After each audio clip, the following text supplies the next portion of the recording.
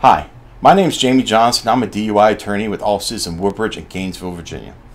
I'd like to share some information that my clients have recently been asking about. I think it's good to get it out there to people who have been charged with DUIs in Virginia. The question I get asked a lot is, should I refuse the breath test? Now, that can be a little bit confusing because, in fact, there are two different breath tests that are being offered to you. The first one's called a PBT, or the preliminary breath test. Under no circumstances should you blow in that machine. That's the one that's being offered to you when you're out in the field by your car. When the officer says, oh, this can't be used against you at court, but if you blow, a 0.0, I'll let you go. First of all, that's not true. I've had plenty of cases where clients have blown under a .08, they've blown a .05, .06, they still get arrested for a DUI. I got news for you. Once an officer's put you through or pulled you out of your car and put you through field sobriety test, they're arresting you for a DUI. That's going to happen. The question is, are you going to give them this last piece of evidence to really be able to put a nail in your coffin in terms of your case? The PBTs make it so much harder for DUI defense attorneys to win their cases. Doesn't make it impossible, just makes it that much harder. Because I found the majority of the time the officers mess up their field sobriety tests that they're administering to the client. They make errors in there, which allows us to invalidate those tests.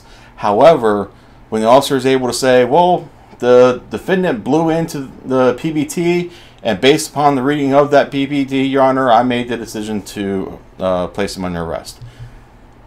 That's how they get around the rules. They're not allowed to say they blew a .11 or they blew a .14. They can't say what the reading is, but they can say, based upon that reading, they made the decision to arrest you.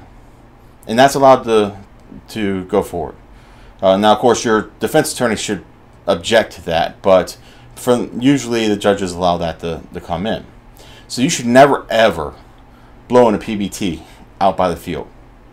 There is no negative consequence to it. The officer's going to say, well, I'm going to arrest you if you don't. As we've discussed, they're going to arrest you anyway. So it's not really a negative consequence of not blowing into the PBT. That's just a negative consequence of the fact the officer pulled you over and thinks you're drunk. So the other breath test is the actual machine back at the police station. That's measuring your BAC. Here in Virginia, it's the ECIR. And that's where they actually have to monitor you for 20 minutes to see if you belch, burp, or vomit prior to giving a sample. The reason why they have to monitor you for 20 minutes is any residual alcohol in your mouth should have been burnt off by your saliva or other enzymes in your mouth by that point. If you burp or belch or vomit, then you're bringing alcohol and other contaminants from your stomach up into your mouth again, which can give false positives on the test. That's why they're supposed to ask that question. If they don't, you should make a note of that. If they do, and you're tell them that's happened, they're supposed to reset the clock for an additional 20 minutes. So that's why there's always supposed to be an officer in there with you monitoring whether or not that's actually happened. If you do not provide a BAC sample at the police station, you can be charged with refusal. Now, refusal is actually a civil penalty if you've never been charged with a DUI or convicted of a DUI previously. What it is, it's 1 year loss of your license. I mean, it sucks. It's not fun to lose your license like that. But it's also, some people say it's better than having a DUI. In terms of the refusal, just because you're charged with it again doesn't mean that they're actually going to convict you of it. They're still going to try to go forward with the DUI conviction even without the BAC sample. Now, the reason why the BAC sample is allowed in as evidence instead of, or over the PBT is because with the BAC, that machine, the ECIR, is actually being monitored by the forensic labs of Virginia.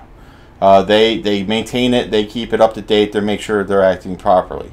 So that's why that meets that scientific standard of being allowed to come in as a test. Whereas the PBTs just don't meet the scientific standard, that's why those ratings are not allowed to come in. So if you have been charged, or if you're facing the issue of a refusal, it's a personal decision whether or not you actually blow at the station. You are required by law to provide a sample. If you do provide a sample and it's an insufficient sample, if you have a medical reason for that, we have a lot of clients that have COPD or have other issues or have severe case of asthma, which make it difficult for them to blow hard enough into the machine. there's the option of a blood test, and sometimes officers will ask you for that. Now, they specifically have to ask you when you get to the station, you know, are you going to provide a sample? If you say no, they have to read you the implied consent law. They're not allowed to just say or charge you with refusal and say, well, they told me in the car they weren't going to provide a sample. They have to read that implied consent law to you after you've indicated that you're not going to provide the sample. So that way they're making you aware of the fact you do in fact have to provide that sample. If they didn't do that, make sure, of course, you tell your attorney that. If you have any questions, concerns about breath tests and how they're supposed to be administered, whether or not yours was done properly, or if you'd like to have the readings of that machine tested to make sure it's working properly, bring that up with your attorney. We'd be happy to discuss that with you, of course. There's lots of information on our website and our YouTube channel about this type of information. Our website is jlfva.com.